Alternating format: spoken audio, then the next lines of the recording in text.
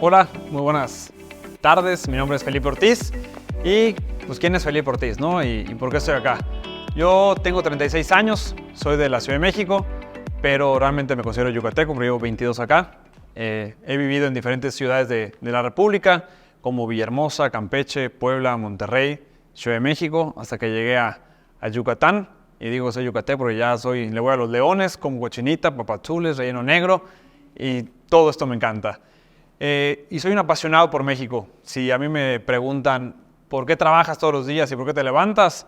A pesar de que tengo 2 hijas y me van a escuchar en unos años decir esto, yo soy de los que creo que no me levanto solo por mis hijas, que mucha gente dice, yo me levanto por mis hijos o por mis hijas, yo me levanto por tener un México mejor. Era de los que cuando estaba en tercero o cuarto de primaria y tu maestro decía, estudien, prepárense porque de aquí puede salir el futuro presidente de la República. Yo decía, creo que puedo ser yo, ¿no? Entonces, y cuando veo una bandera es algo que me emociona mucho y todos los días me levanto a trabajar en la educación y entre otras empresas también a construir un mejor país, un país más justo, más igualitario, un país con oportunidades para todas y para todos. ¿Y cómo lo hago? También con mi familia, ¿no? Me hago con un tema de salud, platicar que creo que hoy por hoy la salud es súper importante, el cuidar nuestra mente, lo que comemos, el ejercicio. Me gusta hacer deporte, he sido triatleta, luego fui nadador, ahorita soy corredor, acabo de correr un maratón de la Ciudad de México el año pasado, me costó más trabajo del que creí, pero se logró y bueno, este año tengo como meta correr 2 medios maratones.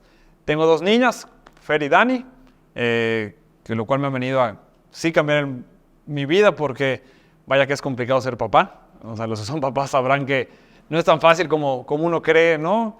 Y ya mi niña de 3 años que me reta y me dice que porque ella puede hacer lo que quiere, entonces como que, madre mía, no sé qué me espera cuando tenga 17, 18 años. Pero muy buena experiencia. Me encantan los animales, tengo 2 perros. La verdad, Tomás es mi adoración, es un bulldog. Desde que tenía 15 años quería un bulldog. Y hasta que pude comprarlo yo con mi dinero y agarrar y, digo, es como mi hijo, es mi primogénito y lo quiero un montón. Me encanta el medio ambiente, estoy a favor de cuidar el medio ambiente, de tener más espacios de la naturaleza, porque creo que eso es lo que nos compagina como seres humanos. Sí, ese es Felipe Ortiz. Bueno, algo que me gustaría platicar, que no dije quién es Felipe Ortiz. Felipe Ortiz es rector de una universidad, llevo 14 años en la UPP, empecé cuando tenía 22 años, es algo familiar. Y literal cuando me gradué, pues dije, quiero poner algo y algo que deje por un México y creo que la educación es algo que nos ayuda a tener un México mejor. Y así empecé 22 años. Un poco complicado porque cuando llegaban las personas y decían, disculpe, ¿es el director? Soy yo. Escuincle, ¿cómo va a ser el director, no?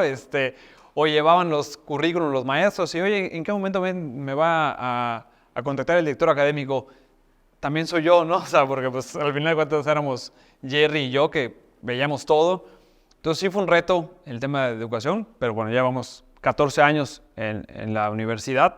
Tenemos prepa, licenciaturas, posgrados. Y creo que hoy por hoy enfrentar la educación o la modernidad es un reto muy grande. La educación, todos lo sabemos, y todos los que han estudiado sabemos que se ha quedado atrás.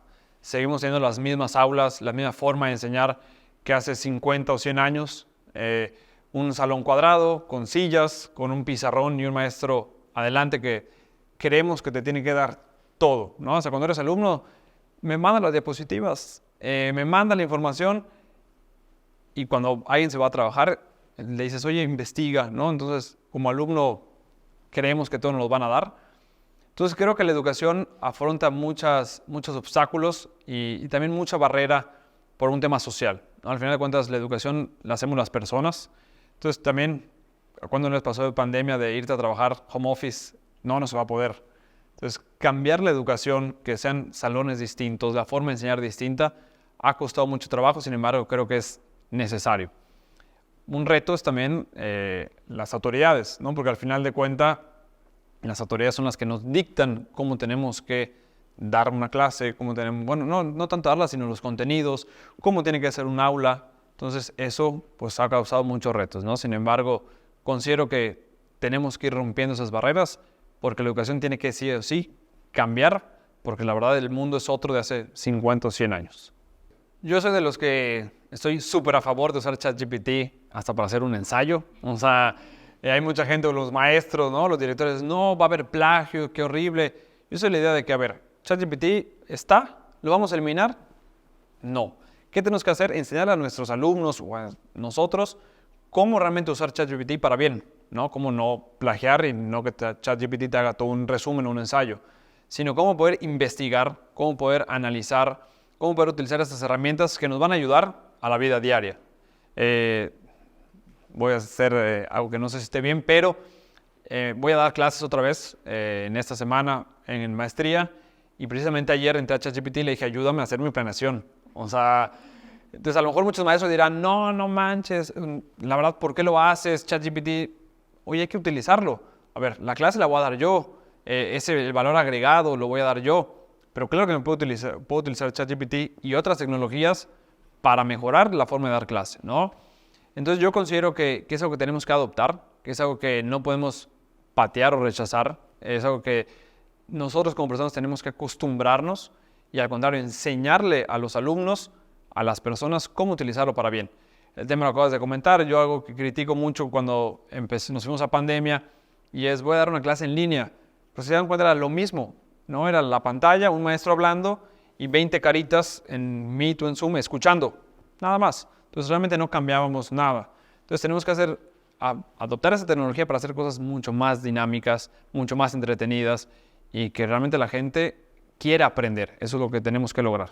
Mira, yo le he dicho, la escuela o la universidad es un mini gobierno. Tenemos hombres, mujeres, comunidad LGBT, diferentes religiones, diferentes formas de pensar, gente que está a favor de un partido político, a favor de otro, gente atea, gente grande. Tenemos estudiantes que tienen 18 años, tenemos estudiantes que tienen 40, 50 años, tenemos maestros que tienen 25 años y maestros que tienen 65, 70 años. Entonces, cuando tú te pones a ver toda esta diversidad que tenemos en una escuela, en una universidad, es donde empiezas a compaginar y tienes que también sacar este liderazgo de cómo ir viendo que todo vaya por un bien común, ¿no? Y que a veces tenemos que ceder algunas cosas que otras. ¿Cómo convencer? Yo creo que también es llevándonos a la acción. Digo, nos pasó con varios docentes en la pandemia que cuando les dijimos, pues, tenemos que irnos sí o sí a lo virtual y a que uses tu correo electrónico y uses plataformas de videollamadas, lo primero que fue que no quiero, no se puede. Bueno, inténtalo, ¿no? Inténtalo, vamos a lograrlo. Después de 2 años no querían regresar a los salones de clase. Decían, está muy cómodo estar en mi casa, me despierto, no, me conecto, pongo mi diapositiva, platico, salgo y ya está. Y la hora libre que tengo, estoy en mi casa tomando un café a todo dar. Entonces empezó a pasar que ahora no querían regresar y ese fue uno de los motivos por los cuales tardamos tanto también en regresar a la presencialidad. Porque ahora vuelve a convencer a todos de, hey, ya tenemos que regresar a las aulas. Porque al final de cuentas creo que sí es importante tener el contacto con los alumnos, el tema de práctica, ¿no? Muchas carreras que son prácticas, ingeniería industrial, las áreas médicas, ¿no? Como odontología, nutrición, fisioterapia, que necesitan estar en un laboratorio, ¿no? Entonces creo que hay que ir cambiando este chip como personas y sí quiero decir que no solo pasa con los adultos. O sea, el tema del cambio a todos nos sorprende o todo el mundo dice, ay, ¿por qué voy a cambiar si algo me está saliendo bien? ¿No? Jóvenes, adultos, personas de la tercera edad, porque justamente entrevisté a una persona la semana pasada que tiene aproximadamente 60 años, me decía, yo estoy en TikTok, en Instagram, en LinkedIn, o sea, todo. Entonces decías, oye, tienes 60 años y hay gente que tiene 25 y dice, no, las redes sociales para mí no son. Entonces creo que es más un tema de pensamiento que de edad y que recomiendo atrevernos. Y si nos toca a nosotros liderar, es también saber cómo convencer a la gente para que se atreva a esto. Mira, en México tenemos diferentes perspectivas, ¿no? Hay temas económicos, que hay mucha gente que no puede continuar por un tema económico, ¿no? Que no puede pagar, ya sea una universidad privada o si está en una pública le cuesta el transporte. Entonces, que creo que eso podemos irlo resolviendo. Allá hay muchos apoyos de becas económicos de empresas, de gobierno. El otro tema es el que vas a estudiar. Creo que mucha gente también no se enamora de lo que está estudiando o no está convencido. A lo mejor también como rector de universidad, a lo mejor va a estar medio complicado o raro lo que voy a decir, pero creo que estamos muy jóvenes cuando tomamos la decisión de que vamos a estudiar. O sea, tenemos 18 años, no sabemos si queremos enamorarnos, ¿no? O sea, no sabemos qué queremos hacer en nuestra vida, no sabemos hacia dónde vamos y ya en teoría tenemos que decidir y definir lo que vamos a hacer para el resto de nuestras vidas, ¿no? Voy a ser ingeniero industrial, voy a ser contador, voy a ser mercadólogo, voy a ser odontólogo. Creo que a veces nos precipitamos. Yo antes era de los que decían, no hay que perder el tiempo, termina la prepa y estudia y luego. Y hoy si alguien me dice, voy a tomar un año sabático, voy a analizar bien qué quiero estudiar, ya lo aplaudo. O sea, si no estás convencido, está bien. También en nuestro país, pues muchas veces nuestros papás influyen demasiado. Entonces yo soy odontólogo, entonces pues mi hijo tiene que ser odontólogo. Entonces tienes que ser odontólogo. ¿Por qué no quiero? Pero es que ya tengo el consultorio, o sea, te lo voy a dejar a ti. Y así pasa con abogados, con odontólogos, con enfermeros, con contadores. Y creo que es algo que también como sociedad tenemos que ir cambiando. Yo, por ejemplo, a los alumnos de prepa, cuando estoy con los papás, les digo, escuchen a sus hijos. Si su hijo quiere estudiar actuación o quiere estudiar música, dejen que lo haga. Hoy, afortunadamente, también ser músico también te deja dinero. Que eso es muchas veces el argumento por el cual debes de estudiar ingeniería, derecho, ¿no? Contaduría, porque eso es lo que te deja dinero, vas a conseguir un trabajo. Yo creo que hoy por hoy vemos que hay gente que se dedica a tocar el piano y le va muy bien, ¿no? Gente que se dedica a pintar y vende cuadros y ya un cuadro barato está en 8, 9 mil pesos. Entonces creo que tenemos que ir cambiando esa forma. Afortunadamente el mundo ha ido cambiando para aquello, para que podamos hacer cosas que nos gusten, que nos hagamos, o sea, que estemos contentos. Entonces yo creo que una forma de no claudicar es eso, es hacer lo que te gusta, hacer lo que te apasiona, pensar bien qué quieres estudiar y también saber que nada es fácil. Creo que también a veces queremos que estudiar o una carrera o el trabajo, queremos de una u otra manera como que ya no tanto obstáculo. Y yo justamente hice un video hace unos días donde yo no deseaba el mejor 2024 y no es mala onda, sino que lo que te hace mejor realmente son cuando te caes, ¿no? Cuando hay obstáculos. Eso es lo que dices, oye, no sabía que podía hacer esto. Oye, no sabía que la adrenalina me ayuda a hacer otras cosas que yo creí que no era capaz, ¿no? Hay un libro, que no voy a decir el nombre ahorita porque está un poco vulgar, pero que comenta que el ser humano necesita estrés y necesita adversidades. Y pone ejemplo el músculo, ¿no? Si tú vas al gym y quieres fortalecer tus músculos y verte más marcado, los bíceps, los cuadritos, etc., lo que tienes que hacer es romper la fibra del músculo. O sea, el músculo tiene que romper y obviamente con buena alimentación, el músculo va agarrando su forma para que se vea bonito. Si tú no rompes este músculo, si tú no lo estresas, vas a seguir igual. Y dice, de una otra manera, así somos los seres humanos. Tenemos que rompernos, tenemos que tener obstáculos y esto nos va a ayudar a ser mejores, ¿no? Hay un libro muy bueno que se llama Fueras de Serie, donde hacen un análisis de fútbol y, bueno, deportistas, empresarios, artistas, de qué hicieron para ser un fuera de serie, ¿no? Y el común denominador es que siempre tuvieron la adversidad en su vida. Los abandonaron sus papás, sufrieron violencia, perdieron todo de un día para otro. Entonces, porque la adversidad te hace hacer eso, ¿no? Te hace buscar otras maneras, otras formas. Entonces, yo eso le diría a la gente que está estudiando, que no creo que es fácil, que te van a tocar maestros buenos y malos. Eso te va a pasar en cualquier escuela, en cualquier universidad, pública, privada, donde pagues mucho, pagues poco, y mucho depende de ti lo que quieras ir logrando y haciendo. Mira, yo creo que algo que también tenemos que cambiar de manera cultural es que cuando estemos estudiando hay que trabajar. ¿En qué? Yo creo que en lo que sea, no importa que no sea tu carrera, también no siempre hay las oportunidades para todos los que están estudiando, pero trabajar siempre te va a ayudar a ser responsable, a saber que tienes que cumplir, que hay metas, que hay objetivos, a llevarte con tu compañero de lado que no te cae muy bien. Eso es trabajo en equipo, no llevarte bien con todos porque todos son tus amigos.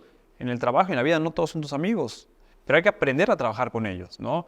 Voy a poner una anécdota que se me quedó grabado de un libro igual, es la selección alemana de fútbol, donde platican que en su momento, no me acuerdo qué generación de la selección alemana, que no se llevaban entre ellos. ¿Por qué? Porque uno era del este y uno del oeste, supongamos, ¿no? Entonces había, por cuestiones sociales, familiares, etcétera, esta rivalidad entre los alemanes. Pero cuando salían al campo jugaban siempre como equipo y siempre muy bien y ganaban partidos. Y les preguntaban, ¿no?, a algunos jugadores, oye, ¿por qué si no te llevas bien con tal persona? O sea, ¿cómo le hacen? Y dice, sí, es que una cosa es que en lo personal a lo mejor no coincidamos en ideologías, en formas de pensar, pero otra cosa es el equipo y el objetivo que queremos alcanzar. Entonces, cuando salimos al campo somos Alemania y vamos a ganar el partido y a ganar el campeonato. Entonces, creo que eso es algo que tenemos que aprender también, ¿no? Las empresas, retomando la pregunta que tú me haces, también entender esto de las personas, de los que están saliendo. Hemos hecho entrevistas con cámaras empresariales, etcétera, donde, oye, ¿qué buscan de los alumnos, no? Y todos, que tengan actitud, que tengan habilidades blandas. Y de eso, habilidades blandas, para mí ya es un tema que de todas las generaciones, ¿no? Yo en mi generación, hace como 20 años que me gradué, también hacía falta habilidades blandas, también hacía falta gente que supiera hablar en público, gente que supiera controlar el estrés, gente que supiera liderar, también hacía falta y hoy también no hace falta. Entonces las empresas dicen eso. Ok, y cuando le preguntamos también a los alumnos o a los que están estudiando, ¿y ustedes qué esperan de una empresa? Pues también que nos entienda, ¿no? A veces como empresas o como gobierno, instituciones, como que estamos muy acostumbrados a tienen que hacer, tienen que decir, pero no escuchamos a los alumnos. ¿Por qué? Y lo comento, a veces el alumno tiene dinero para ir a trabajar. O sea, paga su colegiatura, paga comida, etcétera, y no puede pagar su transporte para llegar a la empresa. Y muchas veces hemos visto que empresas, como son practicantes, es aprovecha, vas a practicar, no te vamos a pagar, pero vas a aprender. Pues siempre tengo que comer, ¿no? O cómo pago el transporte para venir hasta acá, ya sea taxi, transporte público, etcétera. Entonces creo que también las empresas y las universidades tenemos que trabajar más de la mano, ¿no? Donde, como tú comentas, que los alumnos sean una planta que estamos regando y que nos van a ayudar en un futuro. Y verlos como futuros profesionistas o futuros trabajadores, y es como una planta, así es. Hay que regarla, hay que poner fertilizante, le tiene que dar el sol para que entonces se agarre bien su raíz y de ahí crezca. Entonces es algo que se tiene que ir mejorando también. No solo exigirle a los alumnos, también escuchar las necesidades de ellos, ver cómo podemos apoyarles y ayudarles para que también se puedan incorporar al mundo laboral, que yo creo que es importantísimo. Yo creo que tenemos que seguirnos preparando todos los días. Y eso sí, creo que hoy tenemos una ventaja que hace 50, 60, 100 años pues no se tenía, que es un tema de tecnología y celular, ¿no? Y no tienes que a fuerzas tomar un curso en una universidad. Hay 1000 formas. Te puedes preparar o capacitar con podcast. Hoy hay podcast, ya creo que hasta hay un exceso, pero bueno, hay podcast de todo. De salud, de finanzas, de temas emocionales, de cómo ayudar a educar a tus hijos, ¿no? O sea, entonces, oye, te estás yendo a tu trabajo, etcétera, regálate 20 minutos de escuchar un podcast. ¿No te gusta leer? Que algo que yo no hacía, la verdad, lo empecé a hacer hace 7 años que tomé un curso que la verdad me cambió mucho. Y es, Felipe, si no lees, de verdad es difícil que sigas avanzando y creciendo, ¿no? Porque la lectura y los libros, literal, te están marcando pautas o te van a ahorrar pasos de gente que ya lo vivió, ¿no? Entonces leer creo que es súper importante, pero si no te gusta leer, ya hay audiolibros. O sea, de verdad ya hay audiolibros, ya hay aplicaciones donde pagas una mensualidad y puedes escuchar los libros que quieras, el que te guste. Y ese es otro, lo que te guste. Algo que criticamos o nos criticamos como escuelas es que muchas veces en primaria te ponen a leer Don Quijote de la Mancha y dices, oye, tengo 8, 10, 12 años. Si yo hoy no entiendo el Quijote de la Mancha, pues imagínate un niño de 10 años, menos va a entender el Quijote de la Mancha, ¿no? O entonces, ¿qué es lo que recomiendan la gente que más sabe de educación? Es que los niños o los adolescentes lean lo que quieran, lo que sea, novelas, cosas de ficción, cosas de la vida real, cosas de superación, pero que lean. o que escuchen audiolibros. Y es lo mismo que yo recomiendo. Digo, a mí en lo personal me gusta mucho leer temas reales, temas de empresa, temas temas emocionales, porque es lo que me gusta, me apasiona. Ahorita me está apasionando mucho el tema de salud, de cada vez cuidar más mi salud. Entonces, hay libros de eso. Otra manera es cursos. Digo, cursos ya hay presenciales, hay en línea, hay híbridos. Entonces, también eso es una inversión que tú debes hacer para estar preparado. Al final de cuentas, en el mundo laboral, pues sabemos que el que va creciendo o se va superando es el que mejor preparado está, el que mejor resuelve los problemas. Entonces, pues ¿con quién quieres competir?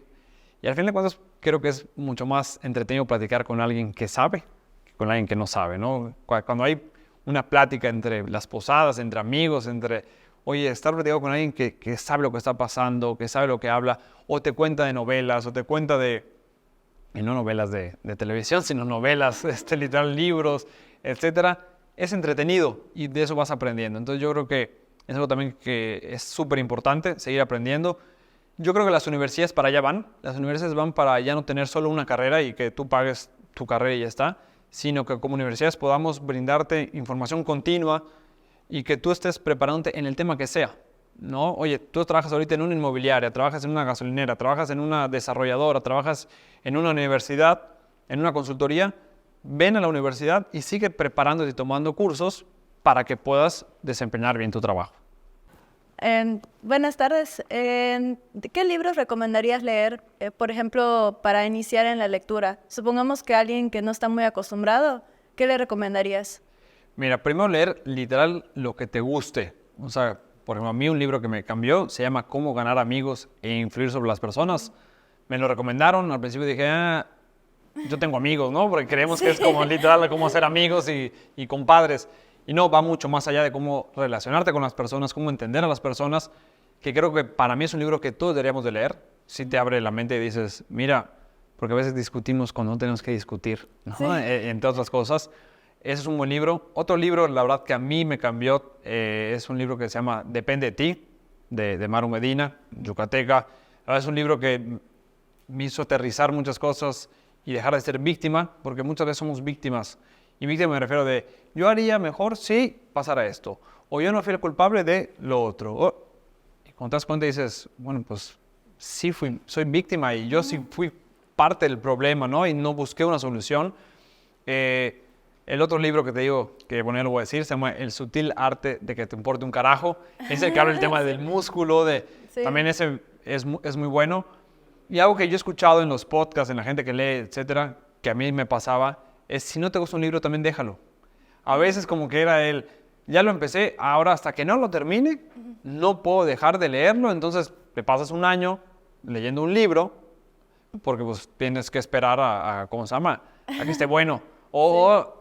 Pues porque ni modos. Entonces también, si no te gusta un libro, si no te enganchó, déjalo y agarra otro. Y también algo que es importante, que cada libro, creo que eso sí es que nos pasa, a cada quien marca de manera distinta por tu situación, ¿no? Yo puedo leer un libro que para mí es muy bueno, te lo puedo recomendar, pero a lo mejor tú en ese momento pues dices, a mí no me llenó, pero porque a lo mejor tú estás muy estable en esa parte, ¿no? Sí. Parte emocional. Yo te diría, el que tú quieras, el que más te guste. También algo que recomiendo, un tip, empieza con libros cortos, ¿no? No quieras leer algo así, porque cuesta trabajo. Así que, y uno de los que yo recomiendo es ese, cómo ganar amigos e influir sobre las personas. Ok, muchas gracias. ¿Listo?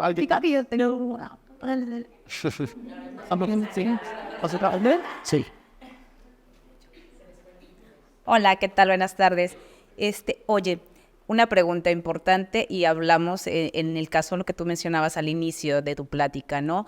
La juventud que tienes, ¿no? Estamos acostumbrados de repente a que nuestras figuras de autoridad, sobre todo en las escuelas, sean personas mayores, ¿no? Para que me impongan, entre comillas, la autoridad. ¿Te ha servido a ti de algo? Yo sé que yo creo que sí me vas a decir que sí, ¿te ha servido de algo tener esa juventud para poderte relacionar tanto con tus docentes como con tu alumnado? Y estamos hablando de todos los niveles que tienes. ¿Y cómo interactúas tú con ellos para ello?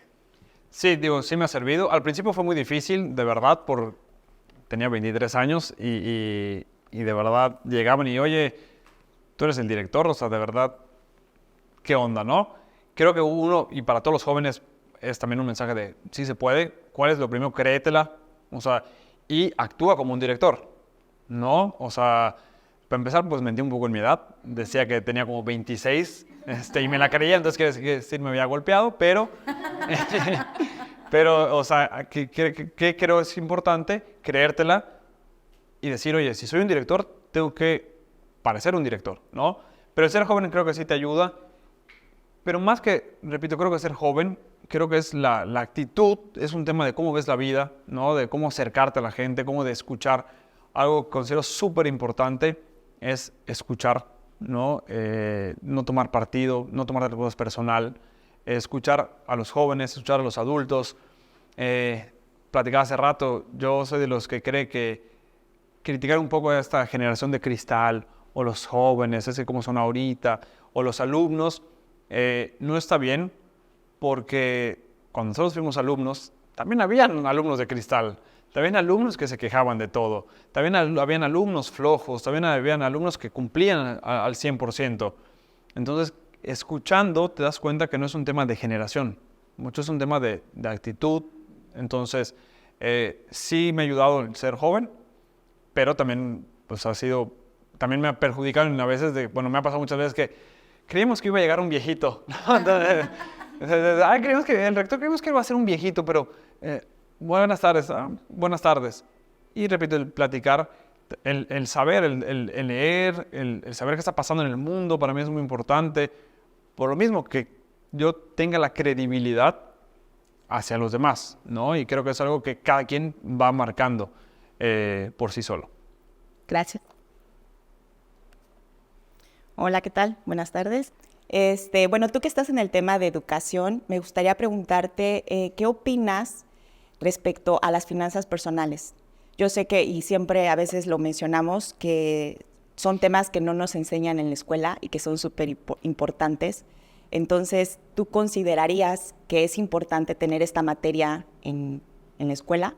Sí, creo que es súper importante el tema de finanzas personales. Creo que en nuestro país un poco nos han enseñado, la verdad, de la historia, como que el dinero no es bueno, ¿no? Como que, el que tiene mucho dinero o el que le está yendo bien es porque algo está haciendo, ¿no? Y como que, no es mejor no tener tanto dinero.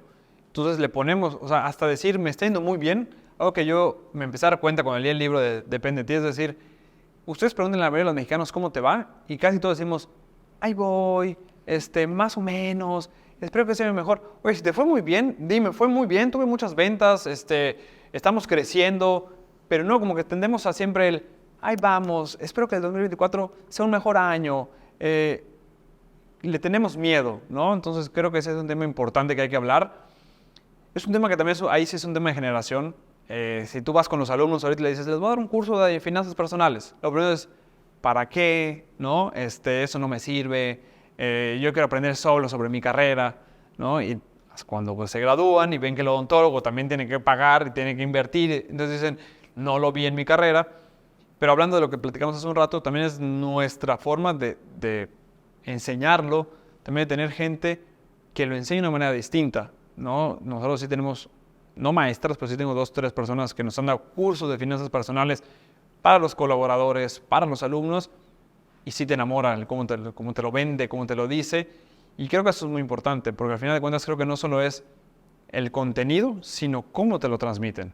Entonces, sí es un tema súper importante, fundamental, y que nuestro chip tiene que empezar a ser diferente en el tema de finanzas personales, ¿no? O sea, y que el tener dinero no es malo. Hay que saber utilizar, hay que utilizarlo para bien, que es otro tema. Gracias. Ahorita con todas las reformas educativas que pues ha habido durante, pues creo que no solo, ¿así no? Ok. O sea, creo que no ha sido durante solo este sexenio, o sea, sino en general ha habido bastantes cambios con el tema de los maestros y todo. O sea, ¿tú cómo lo puedes manejar y cómo ves el cambio, pues, en los alumnos? Porque, pues, al final de todo, toman decisiones muchas veces desde arriba, sin contar por la experiencia muchas veces que como un director o como un maestro que tienen, pues, más contacto directo con los alumnos. ¿Cómo ves que ha afectado eso en las generaciones que tú has tenido la oportunidad de estar enfrente? Mira, creo que es un tema importante. Creo que se ha faltado involucrar a alumnos, padres de familia, docentes. También se ha hecho, pero la educación es un tema muy social. Y por eso lo decía al principio, hay formas de pensar diferentes, religiones diferentes. O sea, por ejemplo, en la universidad nos pasó que una alumna es de una religión, no quiero decir cuál, o sea, me refiero, no me acuerdo cuál, entonces no quiero mentir, pero que no puede ir los sábados a clase. Oye, y si el sábado hay clase, porque además es algo importante, ¿cómo haces? Imagínate, y es una universidad pequeña, de una u otra manera, o sea, me refiero a pequeña, que solo estamos aquí en Yucatán. Imagínate una universidad pública, que viene gente de todas partes de la República, ¿cómo llegar a compaginar todo eso? Es muy difícil. Entonces, creo que todo tiene que empezar también con un cambio personal de la forma de pensar de todos nosotros, de también tener que ceder a veces, de entender que no todo es como uno quiere, porque si no va a ser difícil cambiar la educación, ¿no? Y tiene que cambiar las autoridades y tenemos que cambiar nosotros como directores, y el alumno también tiene que entender, digo, me imagino que han visto el meme de que hoy, antes el maestro era el que orientaba y regañaba y exigía, y hoy es al revés, ¿no? Es el papá o el alumno el que le pega al maestro, que le exige al maestro, y eso ahí es donde tenemos que ir viendo esa parte, ¿no? Nos ha pasado que nosotros cuando le exigimos más al alumno, se enoja. Y es, oye, ¿por qué me están exigiendo de más? ¿Por qué? Oye, tienes que aprender. Entonces, ahí creo que es un tema de ir trabajando. Es difícil, ¿no? Por todo lo que te digo. Partidos políticos que también intervienen, ¿no? Algo que sabemos que en México no ha funcionado es que no hay una continuidad a largo plazo en lo que se vaya a hacer en cualquier ámbito, no solo en el educativo. Y creo que ahí es donde tenemos que ponernos de acuerdo y siempre poner antes a la educación que a nuestra ideología, ¿no? Cuando pongamos antes a la educación, haremos mejores reformas. Los maestros entenderán también de una u otra manera que evaluarte, por ejemplo, es algo necesario, ¿no? ¿Para qué? Para saber en dónde estás parado, no tanto para que te corran o no, sino que sepas dónde estás parado, en qué te falta mejorar. Entonces, creo que por eso no ha habido una mejora, porque no ha habido una continuidad. Es algo muy complejo, no es nada fácil, y es algo que todos los sectores tienen que ponerse de acuerdo, muy difícil, para ir cambiando, ¿no? Entonces, es algo que yo que haría, la verdad, hoy por hoy, te mentiría diciendo esto. Creo que primero sería escuchar a todas las partes e intentar ir entre todos construyendo algo por un México mejor, que la educación es fundamental en cualquier país. Gracias. Gracias. Hola Felipe. Oye, hablando un poquito en función a todas estas herramientas, el tema de la importancia de la lectura, ya sea como sea un tema de podcast, ¿qué herramientas has adquirido y has implementado en tu día a día? O sea, ¿cómo es un día ideal con Felipe? ¿Qué haces cuando te levantas hasta que te vas a dormir? Hablando en temas de salud, de temas emocionales, o sea, ¿cómo es un día a día con Felipe? Pues bueno, me despierto aproximadamente a las 5 de la mañana, me despierto temprano, tomo un vaso de agua al tiempo, y de ahí me cambio para irme a entrenar. Por lo general hago ejercicio en la mañana, ya sea correr, ejercicios de fuerza, etc. Intento, que si me da tiempo, practicar mi inglés en Duolingo. Entonces, como que 10 minutos para activar un poco el cerebro. Me voy a entrenar, regreso, veo a mis hijas e intento tener una rutina muy marcada de mi hora de desayuno, ¿no? O sea, que sea entre 7:45 y 8:20. De ahí me voy a trabajar. En los trayectos, afortunadamente tengo un auto y me puedo mover, entonces pongo podcast, pongo audiolibros. Ese es un tema que para mí es importante. Un amigo un día me recomendó pagar una plataforma de video porque ya ven que nadie quiere pagar la plataforma de video, porque dices, ya estoy harto de los anuncios, pero me decía, velo para bien. O sea, velo lo mismo, puedes poner un video que se convierte en audio en ese momento y no hay ni un comercial, ¿no? Entonces me convenció, entonces hago eso, pues como que intentar estar al día, leer un poquito de qué está pasando en el mundo. Me gusta estar informado de qué está pasando en México, en Estados Unidos, en otras partes del mundo, en Europa, en Occidente, en Oriente. De ahí irme a trabajar. Ahorita quiero mejorar mi tema de respiración, entonces quiero hacer durante el día pausas, porque respirar, está comprobado que nunca nos enseñan a respirar. Tú naces, te dan una nalgada y listo, ¿no? Y está comprobado que respirar te puede dar a tener más inteligencia emocional, te puede dar a concentrarte mejor, te puede dar a resolver diferentes temas. Entonces quiero hacer estas pausas. Ahorita me estoy dedicando un poco también a comunicar temas políticos. Entonces me dedico a grabar reels, estoy haciendo mis pininos, así es, mis primeros videos. Unos han salido muy bien, otros no tan bien, pero bueno, ahí vamos. Comer, igual intento comer. Por un tema de salud, igual está comprobado que hay que tener tus patrones, ¿no? Date cuenta de desayunar en el mismo horario, comer en el mismo horario, cenar en el mismo horario. Entonces sí intento respetar. Ahí, a menos que tenga una junta súper importante o se haya atrasado alguna o haya habido una complicación, no como a mi hora. Si no es, dejo lo que estoy haciendo, voy, como aunque sea rápido y regreso a trabajar, ¿no? Y en la noche leer, intento leer 10 minutos aproximadamente, algún libro que me interese. Casi no veo tele, la verdad. Yo creo que al mes veré 3 horas de televisión. Es algo que le he perdido un poco el gusto, prefiero hacer algo más. Entonces, más que nada es eso, leer, escuchar podcasts, escucho mucho podcast y cuido mucho también, estoy intentando cuidar mucho mi salud mental. Voy al psicólogo, creo que tenemos que ir al psicólogo todos. Lo recomiendo ir a terapia, de verdad te ayuda muchísimo a entender por qué eres como eres hoy y a no cometer errores que siempre decimos, yo no quiero cometer ese error. Pero si no lo trabajamos, es casi un hecho que vas a terminar cometiendo ese error. Entonces también esa parte de cuidar la salud mental, hoy por hoy considero muy importante. Gracias. Bueno, perdón, y algo muy importante igual para mí, que los invito a todos, es agarrar una causa de voluntariado. Yo creo que el mundo necesita más personas, no que solo digan, den like y compartan, sino que hagan. Yo soy voluntariado del Teletón, ¿no? Entonces voy una vez al mes ahí a hacer un poco de voluntariado. En la universidad estamos fomentando mucho el voluntariado, un poco obligado, ¿no? Entonces como que es voluntariado, pero tienen que ir los administrativos o los colaboradores. ¿Pero por qué? Para que vivan también esa experiencia, ¿no? Y a mí en lo personal el voluntariado me ha dejado solo cosas buenas. Amigos, amigas, relaciones, he aprendido a hacer cosas, ¿no? Les invito a que agarren una causa, la que a ustedes les guste, niños, medio ambiente, personas con discapacidad, temas de finanzas, o podemos enseñarle finanzas a otras personas. Pero dar y compartir te va a ayudar mucho también a crecer como persona, mi personal punto de vista. Ser agradecidos, creo que hay que siempre agradecer lo bueno y lo malo que te pase. No quiero decir que por algo te pasan las cosas, pero a veces solo maldecimos lo malo, ¿no? Y lo comentaba hace rato, creo que el obstáculo, el bache, la adversidad, también hay que agradecerla, porque al fin de cuentas hoy somos lo que somos por lo bueno y por lo malo que nos pasó, ¿no? Entender también que las cosas no son fáciles, que hay que trabajar, que hay que luchar por lo que uno quiere también. Aprender a escuchar. Yo soy de los que no escuchaba mucho. Hasta cuando entré a la maestría, en mi entrevista me quise así presumir y hablar y me impresionaba a la que iba a ser mi tutora. Y al final me dice, Felipe, ¿tú eres director? Sí. Un director tiene que escuchar más de lo que tiene que hablar. Y yo era de los que creía diferente, ¿no? Tienes que hablar más para impresionar y ver que sabes.